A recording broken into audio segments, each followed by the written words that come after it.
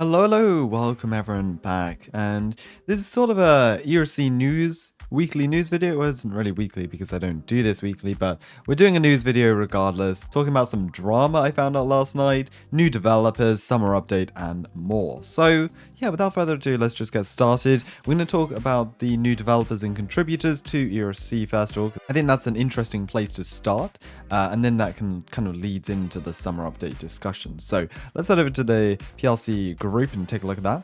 On the group here, you can see there are many new members. Lots of new faces here to seeing the contributor as well as developer roles. Now, some of these are not new, some of these are new. So we're going to take a look at these. Arctic, they are a GFX designer or graphics designer. So they will be, I'm guessing, working with PLC to create more banners, logos, that sort of stuff. This person right here is a translator. You can go down here and you can see they are a translator in the International Translation Services. So this is one of the people who are working to get ERC across many more regions. I believe it was last week ERC introduced 2 new languages to the game, so ever growing, which is nice to see.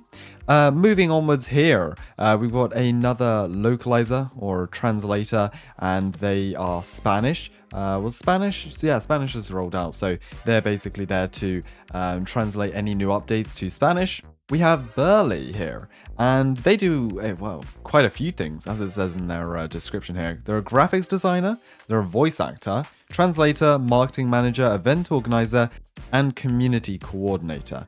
And they've also attended RDC, which is the Roblox Developer Conference, in 2021 and 22. Very cool. They've got a bunch of talents linked here, so congrats to them. They seem like an all-rounded great developer. The last 2 were translators, so it would make sense if they're another translator. However, I wouldn't be surprised if ERC hired them as a graphics designer, even a voice actor. We don't have any voice lines in ERC, but that could be something pretty cool to see in the future. However, they're most likely either a graphic designer or a translator. Armin. Hello. So they've actually got some pretty impressive games under their belt. Doors, Bed Wars, and ERC, and more. They've contributed to 13 billion visits, and they're a translation manager. Wow, very impressive, and it's lovely to see very experienced developers on the team. We've also got Pedrocop. I'm not sure if I'm saying that correctly, I do apologize. They are the Portuguese translator. You can kind of see a trend going on here. And then George. They're not actually that new to the group, I've just realized that, but they run all the translation managers. So they do it for Doors, Voldex, which owns a bunch of games, and ERC. And they own the company which does all the translations, this group right here. We've also got Rayan. Multi-Sample. We'll call it that. Multi-Sample. They are a new developer to the group. They're not even a contributor, they're a developer. And they are a 3D modeler, which is quite interesting to see. And if we head to their Twitter, you can see they are a vehicle modeler, which is good news. More vehicles to come, I'm guessing. So that is nice to see. They've also got some very nice renders of this Dodge Challenger here. Very cool. So excited to see what they can come up with in the game. So those are the new additions to the team, mainly translators, as you will have seen there, but then a couple of other specialities as well. So nice to see new members on the PLC team. Now this leads us nicely into the summer update and I guess all the updates this year. I've no doubt in saying that ERC will be pushing for a ton of updates in the latter half of this year with all these new developers, contributors, and I'm guessing a bunch of ideas in their mind at the moment. So an update on the summer update. Yeah, funny. Anyways, that hasn't really progressed anywhere, at least as far as we know. We've seen many people in the QA testing games for ERC over the last 2 weeks, and there was actually, it looked to be a mass testing session this weekend with over 10 people in the game at a time, including some of the developers. So yeah, it's interesting to see. But no, we have not received any new teasers or information after Friday's fire update teaser or fire department teaser in Springfield. So we're looking out for more, but it is strange actually that they've left such a big gap. There must be a reason behind it though, and I'm sure we will be getting something over the coming days, so stay tuned for that. Now a bit of ERC drama. to tell you. This is a bit strange. This is a bit strange, but let me just go and explain it to you. I'm not going to include some of it because you know I don't want to be insensitive, but here we go. Yesterday I uploaded a video exploring 1990s roleplay servers. Ruffles did a similar video 2 months ago, or yeah, just over a month ago, and I thought it'd be cool to check out these servers because you know it's cool to go back in time, and it's a very different experience to you know modern day servers because you don't have the same things that you would do you know in the past.